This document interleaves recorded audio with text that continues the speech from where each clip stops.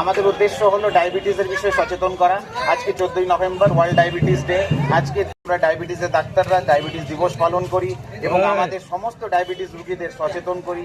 আমরা চাই আমাদের ডায়াবেটিস রোগীরা যেন সুস্থ থাকেন, তারা যেন হাঁটেন।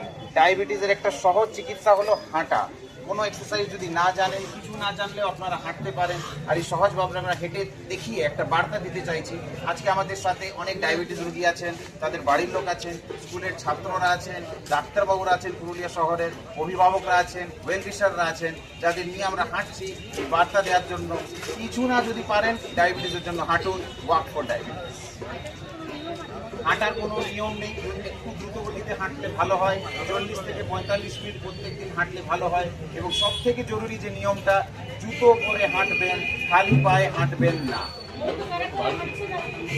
আমাদের এই মিছিলে আজকে আমাদের বহু ডায়াবেটিস রোগী আছেন, এইচএসএফ স্কুল পুরুলিয়া, জওয়াহর নবোদয় বিদ্যালয় পুরুলিয়ার ছাত্ররা আছেন, তাদের টিচাররা আছেন, অনেক ডাক্তাররা আছেন পুরুলিয়া শহরে এবং আমাদের অনেক ওয়েল উইশাররা আছেন।